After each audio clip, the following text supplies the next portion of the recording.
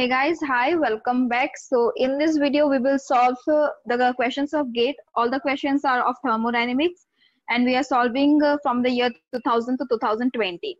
So let's start with the first question. So here it is said that which of the following, it is an example of a first order phase transition. Okay, we have four options. We need to choose one option, which is an example of first order phase transition. So the first one is that a liquid gas phase transition at the critical point. The second is a paramagnet ferromagnet phase transition. The third is a normal metal superconductor phase transition. Okay. And the last is a liquid gas transition away from the critical point. So here if you see the first one, a liquid gas phase transition at the critical point, this is not a first order phase transition. Second is a paramagnetic ferromagnetic phase transition. So this is the second order phase transition, right? And the third is a normal metal superconductor phase transition. This is also a second order phase transition. The last one is a liquid gas transition away from the critical point. Okay, away from the critical point, that means what? It is a first order phase transition. Liquid gas transition away from the critical point, it is a first order phase transition. Okay, I think we know what is the first order and second order phase transition, but I'm giving a brief. Okay, what happens in a first order phase transition? Okay, in first order, only the phase changes. Okay, in first order, what happens? First order, only the phase changes, right? But in second order, what happens? The structure of the substance changes. Okay, the structure of the material or substance, whatever it is, okay, of the material or substance changes, right? So our option is option D. Now let's see the next question. So here what it is said that a second order phase transition is one in which we need to say which one is the second order phase transition. You need to see here the question is related to second order phase transition. We need to say which one is a second order phase transition. The first option is the plot of entropy as a function of temperature shows discontinuity. The first says that the plot of the entropy as a function of temperature, it is showing discontinuity. We know the entropy. What is entropy? Entropy is the first order derivative of Gibbs free energy. It is the first order derivative of Gibbs free energy, right? So if entropy is the first order derivative of Gibbs free energy, and here we are talking about what? Here we are talking about the plot of entropy as a function of temperature shows discontinuity, but entropy is the first order derivative of Gibbs free energy. That means what? In second order phase transition, this will be what? Continuous, na? Entropy, first order derivative will be what? Continuous. That means what? Entropy will be the entropy will not show discontinuity, right? So the plot of entropy as a function of temperature shows discontinuity. This is not a second order phase transition. Next is what? Plot of specific as a specific heat as a function of temperature shows discontinuity. Now one thing I would like to say here, the option is correct. Okay, option B is correct. Why it is correct? Because this is second order phase transition. In second order phase transition, plot of specific heat as a function of temperature, it is showing discontinuity. It would diverge if we would be talking about the first order phase transition. In case of first order phase transition, the specific heat, it is diverging, the plot is diverging. But in second order, what happens? It is showing discontinuity. So our correct option is option B. So there is no point of looking the third and the fourth option. Now let's come, and one thing I would like to say, if you are very clear with the theory, then you don't have to go and see all the other options. Just for the, you're like, just for a risk, okay, don't take risk. You can check all other four options, but make sure that you, such like you can say, these first order, second order phase transition, these topics are very simple topics. There is not much complication. So I would say that make your theory that clear that you did not have to go and waste your time in choosing the options for a long time. Okay, just have the knowledge that what is, like you can see here, we have just seen the option A where we are talking about the plot of entropy as a function of temperature is discontinuity. We know what entropy is. Entropy is the first order derivative of Gibbs free energy, right? So if it's the first order derivative of Gibbs free energy in the second order phase transition, this entropy, this is going to be what? Continuous. The first order derivative of Gibbs free energy is going to be continuous. That means what? Entropy will be what? It is not discontinuity. It is not discontinuous. Okay, it will not show discontinuity. Then we came to the second option where it is directly said that the specific heat function of temperature, it is showing discontinuity. Yeah, it is showing discontinuity because we are talking about the second order phase transition. In the second order phase transition, the plot of specific heat as a function of temperature, it is showing discontinuity. But in case of first order, if you would have the question like first order phase transition, then you will have to say the plot of specific heat, now it will diverge. Okay, so that's simple.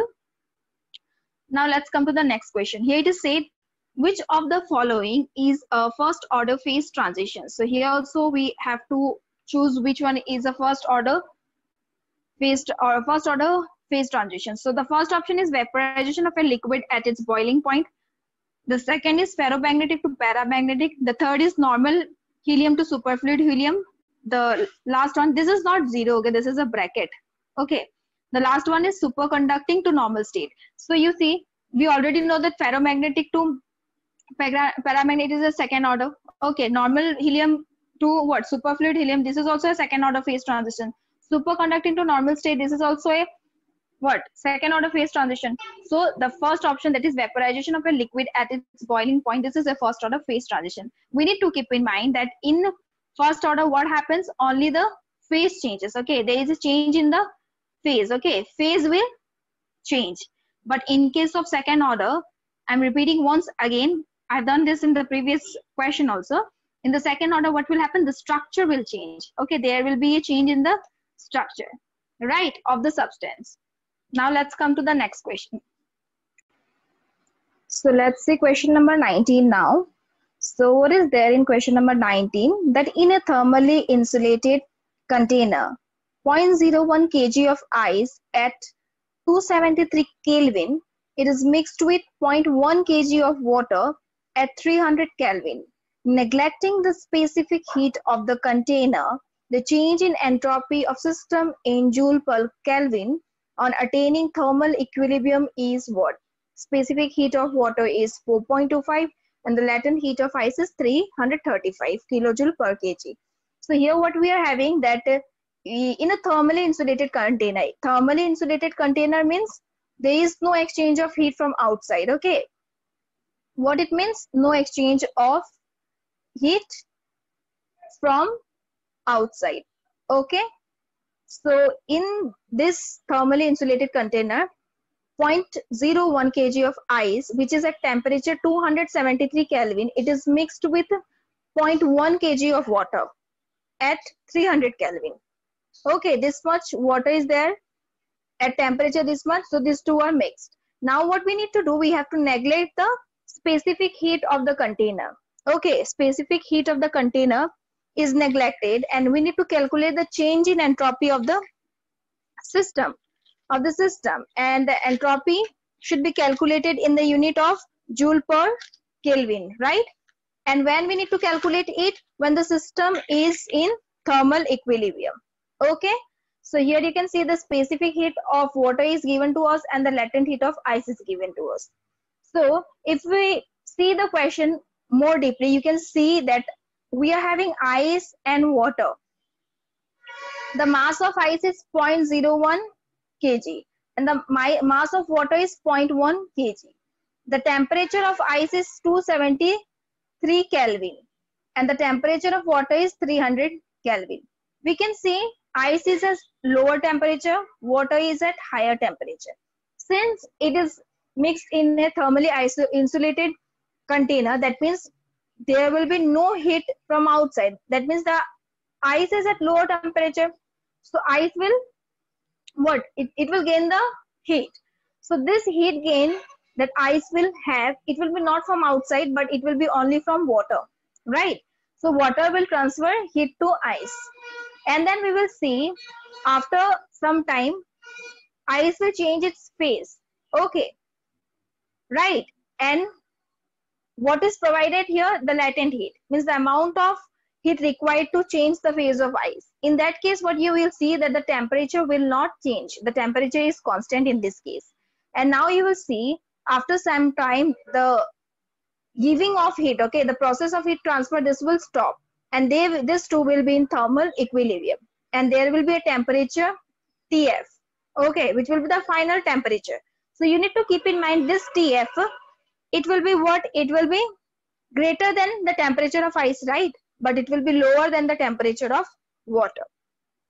Now we will calculate this temperature first. And then we will calculate what?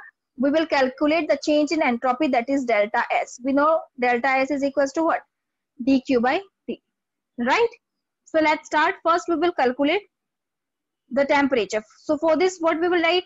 Heat gain by water, it is equals to heat lost by water. Heat gain by ice, okay, sorry. Heat gain by ice, it is equals to what? Heat lost by water. This is what we can write. So we will write here heat gained by ice, it is equals to heat loss by water. Clear? So now heat gained by ice, it will be how much? Mass with the latent heat plus mass with the specific heat into with delta T, the change in temperature. This is for ice. And this will be equals to what? MC delta T of what? Water. Right? This is the heat gain to heat loss. Now the mass of ice is how much? 0.01. And the latent heat of ice is 335. Plus again the mass of ice is again 0.01. The latent heat will be 4.2. And the change in temperature will be obviously T minus 273, because I said that the temperature in thermal equilibrium, it is greater than the temperature of ice. And this will be equals to mass of ice is what? Mass of water is what? 0.1. The specific heat is again 4.2. And the change in temperature will be how much? This time it will be 300 minus T. As I said, the temperature of water is greater than the temperature in thermal equilibrium. Now when you will multiply 0.01 and 335, you will write 3.35. This is just simplification, right? 0.01 into with 4.2. This will be 0.042. The bracket term is as it is. We will solve it in the next step.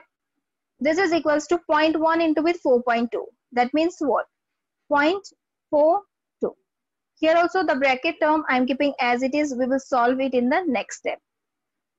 Now the first term will be same, 3.35 plus 0.042 into with T. This will be what? 0.042 T. Again 0.042 into it 273. So plus a minus a is minus. This will be what? 11.466. Now let's come to the right hand side. 0.42 into with 300. You will get it 126 minus 0.42 T.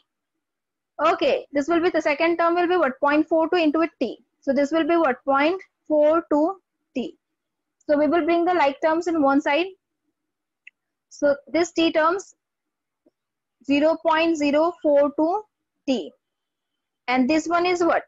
0.42 T. So it will become this side plus negative term. Coming to the other side, it becomes positive. In the right hand side, we will have what? 126 minus bringing 3.35 from the left hand side plus bringing 11.466 from the left hand side to the right hand side. Finally, when you will do this, this is 0, okay. You will get here 0.462 T in the left hand side. And in the right hand side, what you will have? 134.116. Okay. So this will give you T is equals to 134.116, this complete divided by 0.462. So when you will divide, you will get the temperature to be 290.29 Kelvin. This is the temperature, right? Now we will see the change in the entropy. Okay, so we know what? We know that delta S, it is equals to what? Delta S of ice, right? Plus delta S, that is the change in entropy of water, the sum of these two. So first we will calculate delta S for what? Ice. We know the formula for delta S is what? dQ by T. So the change in the heat, this is ml. There is no term containing what? Containing temperature, and also this is as it is. And this complete will be divided by what? T. Plus, again we were having what? MC, right? Because the second term was MC delta T. So we will integrate here. Okay. So delta T, that means dt by T. This T is in the denominator. And the integration limit will be from initial to final. So when you will do this, the first term will be ml by T plus the second term will give you mc 1 by T. Okay, logarithm, we know that the integration of what? Integration of 1 by x, it is equals to what? ln x. So here you will have what? ln T. When you will put the upper limit, you will have Tf minus Ti. So in logarithmic, you can write minus to be divided, right? Now we will put the values. The mass of ice is how much? 0.01. Okay, latent heat was how much? 335 kilojoule. Na? So for that reason, we will write it. We need to convert it into joule. Na? So we will write here 335 into 10 to the power 3. And this complete is divided by the initial temperature of the ice, that is 273. Again, here you will have what? 0.01 the mass, specific heat to be 4.2. Okay, here ln, the temperature of the equilibrium, that is the final temperature, TF, okay, it will be 290.29. This complete divided by how much? 273. Okay, so when you will do this complete calculation, okay, you will get 14.8502, right? You can do this calculation on your own because you are allowed calculator in GATE, okay? Now we will see the change in entropy. Okay, we will see the change in entropy for water. So you will write delta S for water this time. So this is also going to be the same, mass into the specific heat. Again, we will have integration limit from initial to the final temperature. This was also dt by T. So this will give us m into with the specific heat. Okay, this will be also ln T. So we can write is Tf by Ti. This time what we will see, the mass is 0.1. The specific heat is 4.2. Okay, here also we will convert it into what? 10 to the power 3. There will be 10 to the power 3, right? Into it. Again we are having ln. So the final temperature was same for the equilibrium and the temperature of water is 300, initial temperature. So when you will calculate this, you will get how much? Minus 13.818. You can do the simplification, okay? And finally you will have delta S to be equals to what? The sum of delta S of ice and delta S of water. So delta S for ice, we got how much? 14.8502. Okay, plus a minus, this will be 13.818, right? So you will get it 1.03 joule per Kelvin. Here we need to find in joule per Kelvin. So we have multiplied 10 to the power 3. Okay. So this is the change in entropy when the system is coming in thermal equilibrium. Okay. And this is neglecting the specific heat of the container. So what we can write here? We can write here the entropy change is 1.03 joule per Kelvin, right? Now let's come to the next question. Here it is said two spheres are there, okay? Two spheres of A and B, they are having the same emissivity. It is also said that the radius of A, it is 4 times, okay, the radius of B. And the temperature of A, it is twice the temperature of B. Now we need to calculate the heat radiated from A to that of B. So suppose here we are having two spheres, right, A and B. If I consider the radius of sphere A to be RA and the radius of sphere B to be RB, temperature of sphere A to be TA and temperature of sphere B to be TB. So what the relation that we will get? Here the radius of A, that means RA, it is how much? 4 times of the radius of B, right? And the temperature of what? The temperature of the sphere A, it is what? Twice the temperature of B. Okay. Now what we already know, the heat radiated, okay? Heat radiated, it is proportional to what? It is proportional to the square of radius and the fourth power of temperature. This you can get from the what? This you can get from the Stephen's law, na, which we have written already. It is proportional to what? A to the power what? T to the power 4. For area for sphere will be how much? Pi r square T to the power 4. So this r square T to the power 4 we are using here. So in the question what we are asked to find? We are asked to find the heat radiated from A divided by what? Heat radiated from B. This is what we are asked to find. So here you will see this will be how much? RA whole square and TA to the power 4. Here you will have RB whole square and TB to the power 4. Already RA is how much? 4 times of RB. This is square. Temperature is what? Twice the temperature of the sphere of B. And the denominator will be same. This is RB square and this is TB square. So this is 4 4 is 16. RB square. Again you are having here what? T 2 TB to the power 4. This is 4, okay. So it will be how much? 2 to the power 4 is 16. Temperature to the power 4. This complete divided by what? RB square into T to the power TB to the power 4. So TB to the power 4, TB to the power 4 cancel.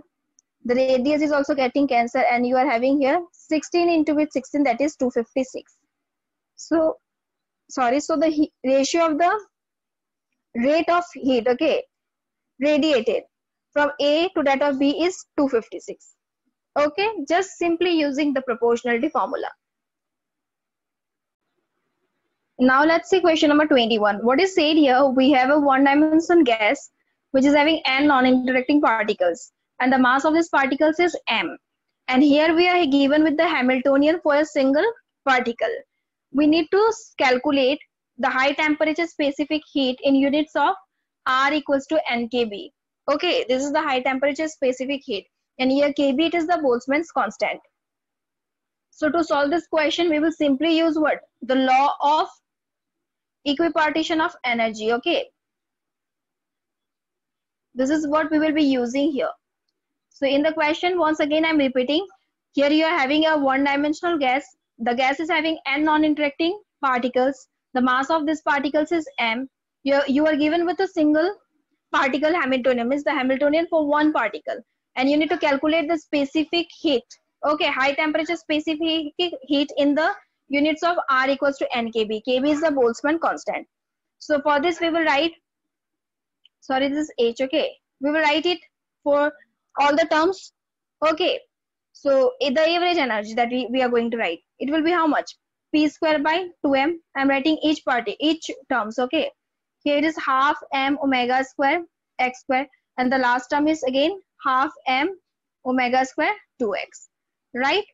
So we have already said in the previous lecture that the energies associated with one quadratic term. Okay, with each quadratic term is half kBT. Energy associated with each quadratic term is how much?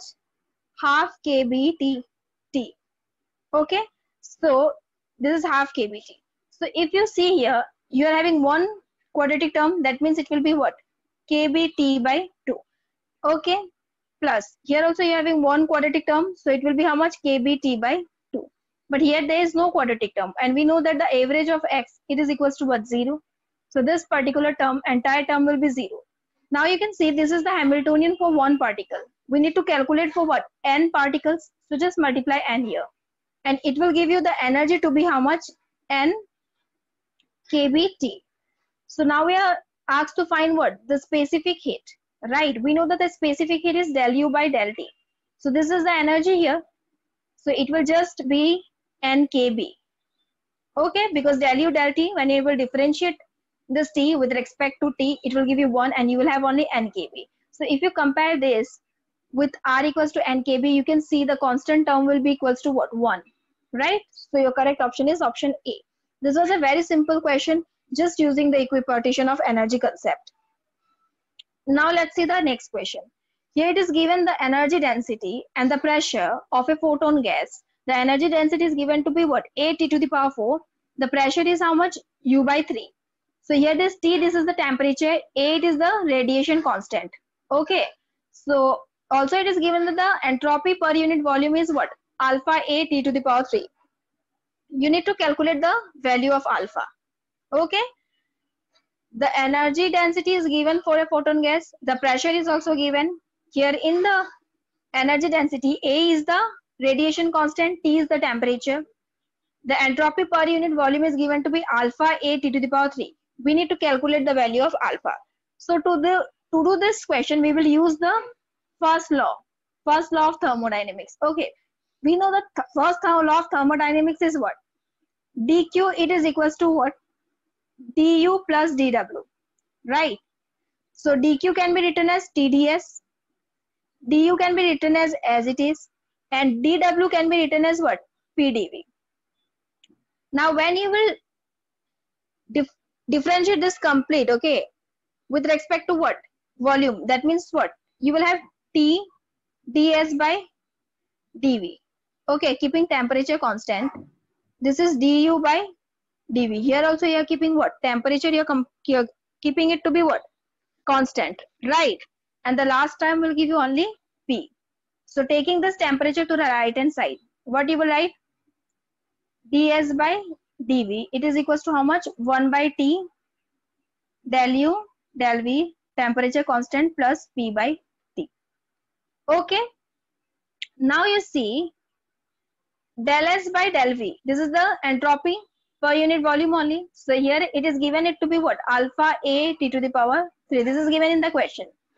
1 by T is as it is. Now you see this is the energy and this is volume. So you see in the question you have energy density, means what? Energy per unit volume. It is given to you A T to the power 4. So this complete term del U del V is what? A T to the power 4. The pressure is given to you. The pressure was how much? U by 3. So if you substitute the value of U here, you can write it as A T to the power 4 by 3. So here what you will write? A T to the power 4 by 3 into with the temperature, which is in the denominator, this one. So now if you see, in the left hand side you will have alpha A T to the power 3. In the right hand side, this T will cancel with this one, and you will have what? A T to the power 3. The second term will have A T to the power 3 by 3, right? So this will give you alpha A T to the power 3, the same thing in the left hand side, and in the right hand side you will have this 3. When you will take the LCM, and you will have here 3, A to the power 3 plus A T to the power 3. That means it will be 4. The coefficient A T to the power 3 is same. So you can see here, this A T to the power 3 and this A T to the power 3 will get cancelled, and finally it will give you alpha is equals to what? 4 by 3, right? So the value of alpha is what? 4 by 3. You have to just use the first law of thermodynamics and just get this equation, and you need to substitute the correct values. Now let's see the next question. Here it is said an air conditioner, it is maintaining the room temperature.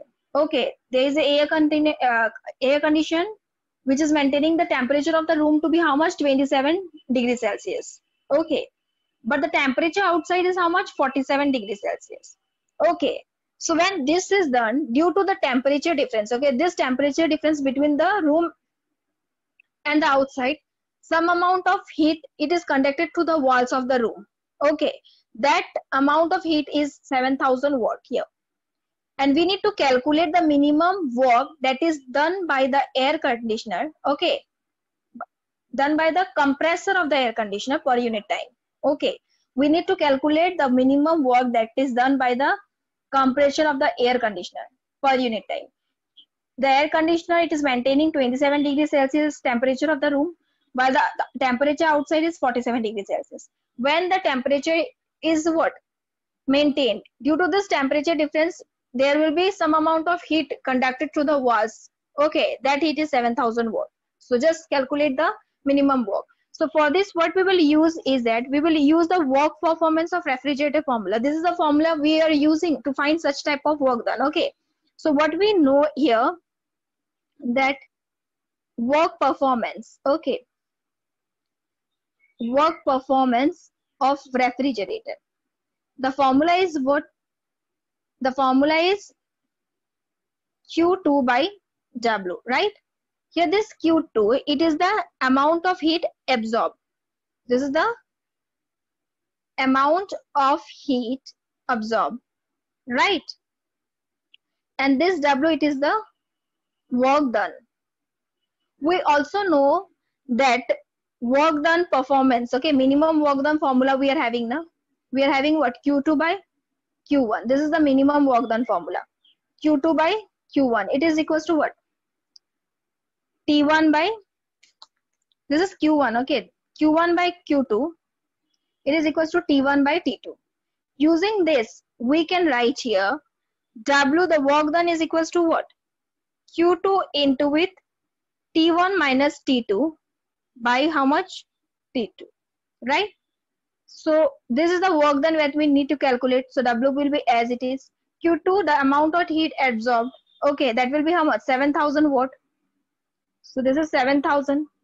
Temperature T1. T1 will be the temperature of what? Temperature of outside. So we are writing here 47. Temperature of the room is T2, that is 27. This complete divided by what? Temperature of the room, that is T2. So it is 27. So when you will do this, you will get 7,000 into it. 47 minus 27. It will give you how much? 20. And in the denominator, what we are having? 27 degrees Celsius is there. We will convert it into what? Kelvin. So it will be how much? 300. Right. So this 0 will cancel with this 0. This 0 will cancel with this 0. And finally, what you will have? W, it is equals to what? 7 to the 14. 00 is as it is divided by 3. So this will give you somewhat 466.67. When you will divide, you will get this one. This is the work done. So the work done is how much? The work done is 466.67. Okay. So this is very simple. You have just used the work done of refrigerator formula and the minimum work done formula. Now let's see the next question. Here what it is said, a reversible Carnot engine, it is operated. A reversible Carnot engine is there and it is operated between temperature what? T1 and T2, right?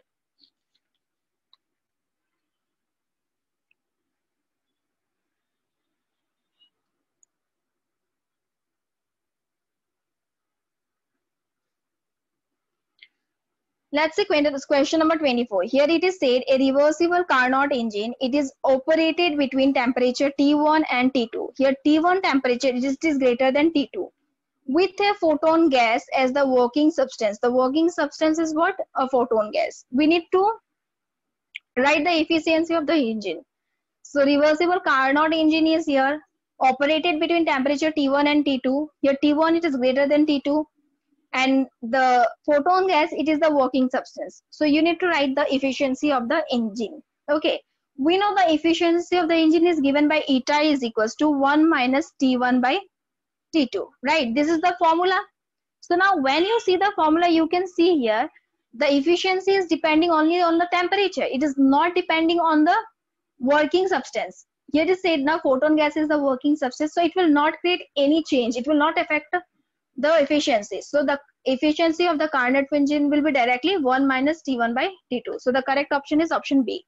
So don't get confused with the working substance if it is given in your question, because it is not having any effect, right? Let's see question number 25. Okay, here water is freezing at 0 degrees Celsius. The atmospheric pressure is 1.01 into 10 to the power 5 Pascal. And the density of water is 1000 kg per meter cube. The density of ice is 934 kg per meter cube. The latent heat of fusion is 3.34 into 10 to the power 5. You need to calculate the pressure when the melting point is increasing by how much? 10 degrees Celsius. So the question is simple. Melting point of ice is given to us 0 degrees Celsius. The pressure is, atmospheric pressure is given to us. Density of water and ice is given to us, and also the latent heat of fusion. We need to calculate the pressure when the melting point will increase in 10 degrees Celsius. You have to calculate this in gigapascal. So to solve this, we will use what? The Clausius-Clapeyron equations. So by Clausius-Clapeyron equation, what we can write is dP by dt. It is equals to what? L T V2 minus V1. So directly we can write dP is equals to what? L T V2 minus V1. This complete into with dt, right? So dP, it is equals to what? The latent heat is how much? 3.34 into 10 to the power 5 divided by the temperature is how much? The temperature is 0 degrees Celsius. If you convert it into Kelvin, it would be 273. Volume and density both are same. So that is 1000 here. For 1000 is for water, which is V2. And for ice, it is how much? 934. And the change in temperature was given 10, because increase should be how much? 10. So when you will do this, you can see this will be dP will be equals to what? 3.34 divided by 273 into with 66. This is into with 10 to the power 5 into with 10. This will give you 0.0018 into 10 to the power 5. This is what you will get. Okay, this is dP. So dP means what? P2 minus P1, it is equals to 0.0018 into 10 to the power 5, right? You need to calculate what? P2. So P2 will be equals to what? 0.001 into 10 to the power 5. Okay. Plus what? P1. P1 will be here what? Atmospheric pressure, this one, 1.01. So you will write here 1.01 into 10 to the power 5. So finally, if you see here, this is 8, okay, here. 0.0018 plus 1.01. It will give you what? 1.0018 into 10 to the power 5. Now this is in what? Pascal. You need to take it into gigapascal. So you have to just divide this complete term by 10 to the power 4 and also multiply here by 10 to the power 4. So when you will divide this with 10 to the power 4, what you will get? This will be bringing 4. This decimal will bring this 4 times ahead, na?